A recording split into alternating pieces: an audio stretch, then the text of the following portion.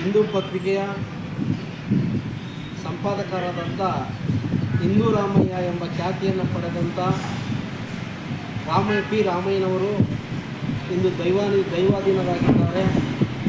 ಅವರು ಪತ್ರಿಕಾ ರಂಗದಲ್ಲಿ ತುಂಬ 30-40 ವರ್ಷಗಳ ಕಾಲ ಅನುಭವವನ್ನು ಪಡೆದಂಥ ಹಿರಿಯ ಪತ್ರಕರ್ತರು ಹಾಗೂ ವಿಧಾನ ಪರಿಷತ್ ಸದಸ್ಯರು ಹಾಗೂ ಮಾಜಿ ವಿಧಾನ ಪರಿಷತ್ ಸದಸ್ಯರು ಹಾಗೂ ಕೆಂಪೇಗೌಡ ಪ್ರಶಸ್ತಿ, ಮಾಧ್ಯಮ ಅಕಾಡೆಮಿ ಪ್ರಶಸ್ತಿ, ರಾಜ್ಯೋತ್ಸವ ಪ್ರಶಸ್ತಿಗಳನ್ನು ಹಲವಾರು ಪ್ರಶಸ್ತಿಗಳನ್ನು ತಮ್ಮ ಮುಡಿಗೇರಿಸಿಕೊಂಡು ಈ ನಾಡಿನಾದ್ಯಂತ ಹೆಚ್ಚು ಖ್ಯಾತಿಯನ್ನು ಹೊಂದಿ ತುಂಬ ವಿಚಾರಗಳನ್ನು ವಿಶ್ಲೇಷಣವಾಗಿ ಪತ್ರಿಕೆಗಳಲ್ಲಿ ಬರೆಯುತ್ತಿದ್ದಂಥ ಹಿರಿಯ ಪತ್ರಕರ್ತರಾದಂಥ ಪಿ ರಾಮಯ್ಯನವರು ಇಂದು ದೈವಾಧೀನರಾಗಿದ್ದಾರೆ.